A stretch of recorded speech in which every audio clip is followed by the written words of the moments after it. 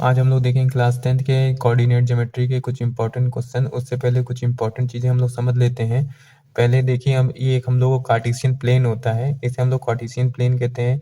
इस ऊपर की तरफ पॉजिटिव रहते हैं, लेफ्ट राइट हैंड साइड भी पॉजिटिव, इधर निगेटिव इधर निगेटिव। अच्छा, इसमें कुछ पॉइंट हम लोग को दिए रहते हैं। जैसे यहाँ पे देखिए, हम लोग को एक पॉइंट दिया गया है 2,4 दिया गया है, तो इसे हम लोग कहीं लिख लेते हैं। देखिए यहाँ पे पहला वाला x होता है और दूसरा वाला हम लोगों का y होता है। तो x पे हम लोग कितना चलेंगे, 2 चलेंगे, 1 2, तो यहाँ पे आ गए। अब y पे हम लोग 4 चलेंगे, वो भी पॉजिटिव साइड पे है तो पॉजिटिव साइड पे चलेंगे, 1 y 2 है। देखिए, एक ऊपर साइड में y है, एक नीचे साइड में y है, तो y देखिए पॉजिटिव में है, 4 है हम लोगों का, 1 2 3 4। देखिए यहाँ से 2 चले थे तो यहाँ से ऐसे डॉटेड मिलाते चलते हैं और यहाँ देखिए 4 आ गया, तो ये यहाँ पे मिल रहे हैं। तो यहीं पे हम ये P पॉइंट कहाँ होगा हम लोगों का, 2,4 यहाँ पर होगा। ठीक है। अच्छा, जो हम लोग को एक्स एक्सेस पे जो होता है इसे हम लोग एब्सिसा कहते हैं, और जो वाई एक्सेस पे होता है उसे ऑर्डिनेट कहते हैं। कभी कभी 1-2 नंबर में ये भी पूछ लेता है, तो इसे भी हम लोग ध्यान रखेंगे। अच्छा, कार्टेशियन प्लेन हम लोग को समझ में आ गया ना क्या होता है, जिसपे हम लोग पॉइंट रिप्रेजेंट करते हैं। अच्छा, एक बात हो गई। जैसे अब देखिए एक अगला पॉइंट देखिए, अब देखिए हम लोगों को क्या दिया हुआ है। अब हम लोगों को दिया हुआ है -2,3। अब पूछा है डिस्टेंस फ्रॉम एक्स एक्सेस। अब देखिए इसकी डिस्टेंस पहले हम लोग देखते हैं ये कार्टेशियन प्लेन में कहाँ आता है। 2, देखते हैं माइनस एक्स, ये पहला वाला एक्स होता है, दूसरा वाला वाई होता है। तो -2 देखिए एक्स पे हम लोग -2 चलेंगे। अब एक्स दो साइड पे, एक इस साइड पे एक इस साइड पे है, तो -2 देखिए 1 2 यहाँ पहुंच गए, तो एक पॉइंट यहाँ मिला। दूसरा है 3, पॉजिटिव का 3 है, 1 2 3। ठीक है, तो यहाँ से आगे बढ़े और यहाँ से आगे बढ़े, कहाँ मिलेगा, यहाँ मिलेगा। तो यानी कि ये पॉइंट कहाँ मिलेगा हम लोग को, -2,3 यहाँ मिलेगा। तो अब हमसे पूछता है distance from X axis. X axis कहाँ है, ये वाली है, इसे एक्स एक्सेस कहते हैं। अब इस पूछ रहा है इस पॉइंट की डिस्टेंस बताओ एक्स एक्सेस से, तो देखते हैं 1 2 3। देखिए 3 है, तो यहाँ पे हम लोग क्या लिख देंगे, 3 लिख देंगे। अब पूछ रहा है distance from Y axis. Y axis हम लोग की ये है, तो यहाँ से इसकी इस पॉइंट की डिस्टेंस कहाँ तक होगी, देखते हैं 1 2, यानी कि 2 यहाँ पर होगी। तो यहाँ पर हम लोग क्या लिख देंगे, -2। और देखिए एक खास बात है, इसमें हम लोग माइनस नहीं लगा सकते। कभी हम लोग ये थोड़ी ना बोलते हैं हम तुम्हारे घर से -2 किलोमीटर दूर हैं, हम लोग तो सिर्फ बोलते हैं 2 किलोमीटर दूर है तुम्हारे घर से, पहुंचने वाले हैं। तो हम लोग डिस्टेंस को माइनस में नहीं मानते हैं। तो यहाँ पे -2 लिखा हुआ है, लेकिन हम लोग यहाँ पे 2 ही लिखेंगे। और एक खास बात अगर आप नोटिस किए होंगे, अगर हमसे पूछेगा डिस्टेंस फ्रॉम एक्स एक्सेस बताओ, तो देखिए हम लोग वाई वाला लिख दिए हैं। और डिस्टेंस फ्रॉम वाई एक्सेस बताओ, तो यहाँ पे हम लोग उस एक्स का जो हम लोग को दिया होगा वो लिख देंगे। ठीक है, जैसे कि अभी आपको एक एग्जाम्पल हो गया है, अगर इसमें नहीं समझ में आया तो इसमें समझने की कोशिश कीजिएगा। जैसे हम लोगों को दिया हुआ है 2,4। अब हमें यहाँ से बतानी है distance from X axis, distance from Y axis. अब देखिए, अब हमें डिस्टेंस बतानी है एक्स एक्सेस से। अब देखिए 2,4 यहाँ पे आ रहा है ना, अब एक्स एक्सेस से इसकी डिस्टेंस कितनी है, 1 2 3 4 है, तो यहाँ पे क्या लिख देंगे 4। लेकिन आप खास बात देखेंगे, जो वाई वाला है वही इसका आंसर हो जाता है। और मैंने जैसे आपको बताया था, और यहाँ पे जो एक्स वाला है वो वाई का आंसर हो जाएगा।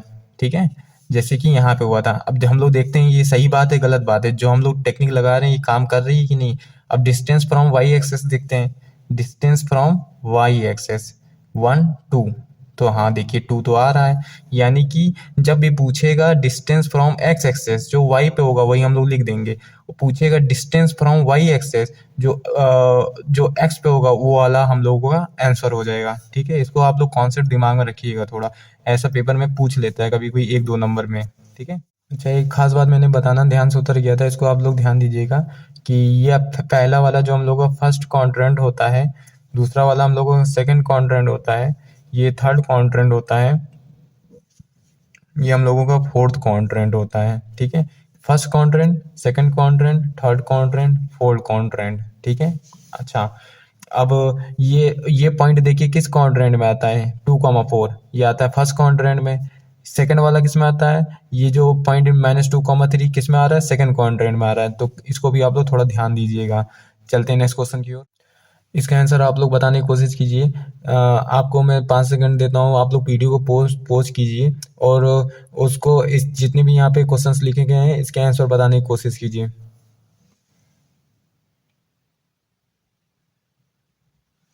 ठीक है, मुझे लगता है आप लोगों ने इसे ट्राई किया होगा। देखिए यहाँ पे अब्सीसा क्या लिखा हुआ है, यहाँ पे अब्सीसा आपको जैसे मैंने बताया था, पहला वाला क्या होता है हम लोगों का अब्सीसा होता है, तो यहाँ पे लिख देंगे 3 सिंपल। और यहाँ पे दूसरा वाला हम लोगों को क्या है, ऑर्डिनेट, हम लोगों को यहाँ पे ऑर्डिनेट हो जाएगा 2। ठीक है, दूसरा वाला ऑर्डिनेट होता है, याद कर लीजिएगा इसे आप। डिस्टेंस फ्रॉम एक्स एक्सेस मतलब जो वाई भी दिया है वही हम लोग का आंसर हो जाएगा। डिस्टेंस फ्रॉम वाई एक्सेस पे डिस्टेंस बतानी, यानी एक्स वाला हम लोग का आंसर हो जाएगा। ठीक है, समझिएगा।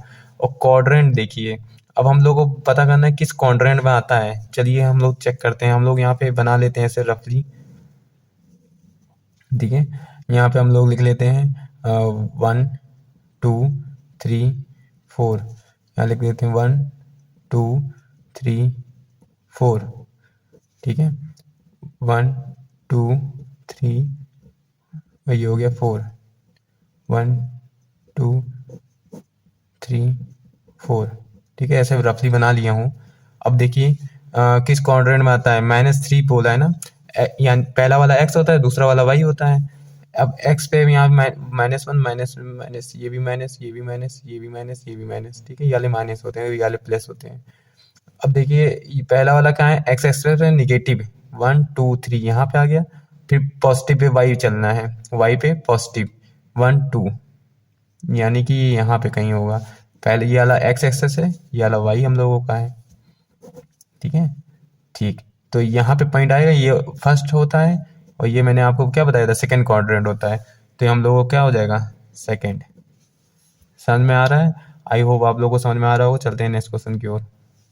देखिए मोस्ट इंपॉर्टेंट लाइन है, इसे आप लोग इंपॉर्टेंट बना लीजिए। ठीक है, क्वेश्चन में बहुत आएगा।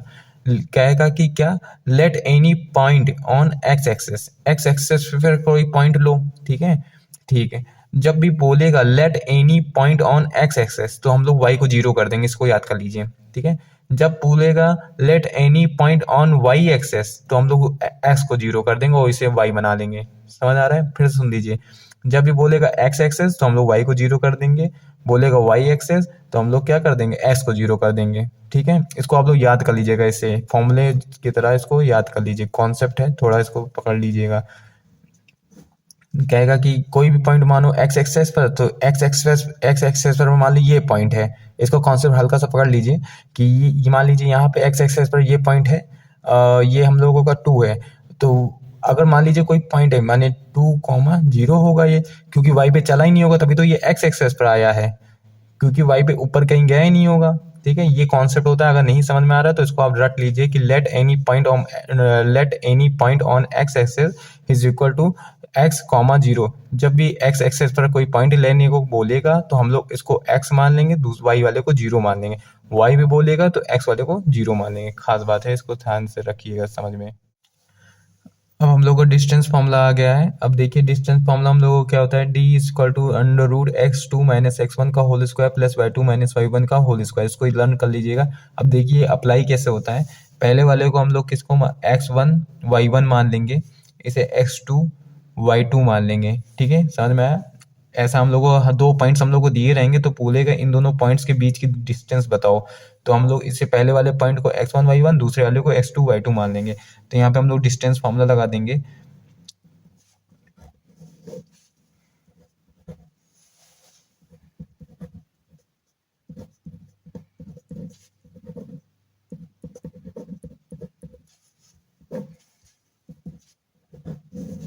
अब हम लोग यहाँ वैल्यू पुट करते हैं। अब देखिए x2 का काम कौन कर रहा है, 6 है।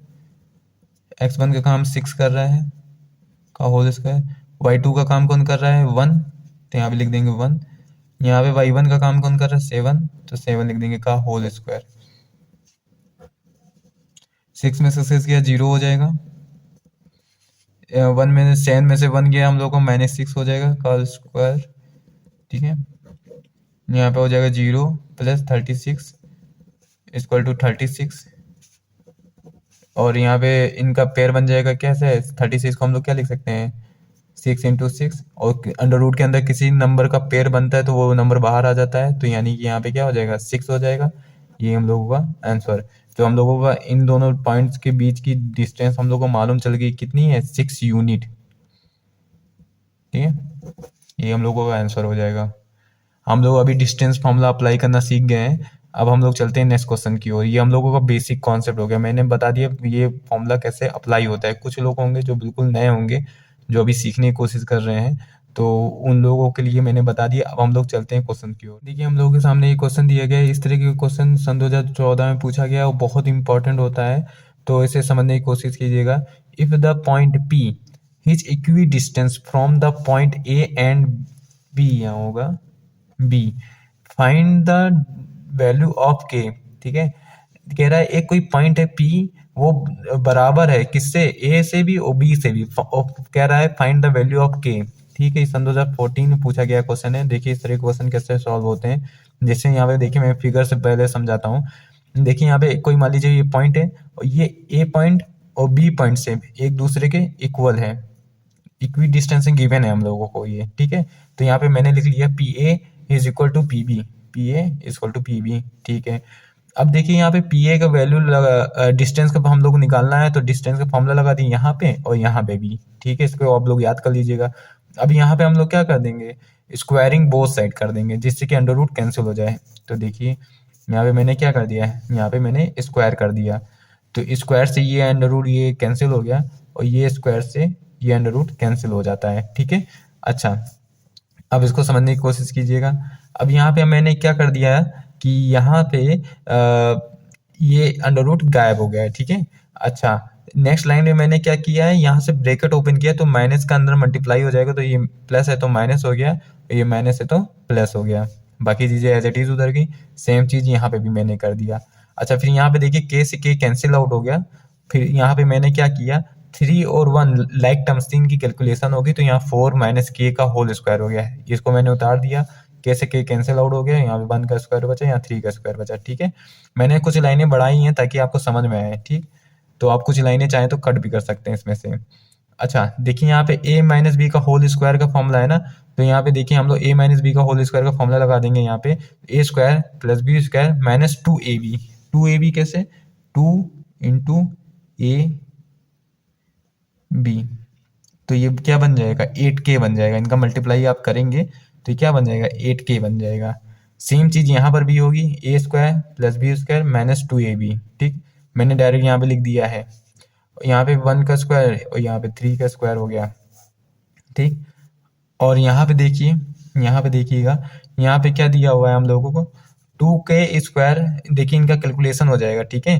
के है यहाँ पे, तो इनका कैलकुलेशन हो गया 2k स्क्वायर हो गया।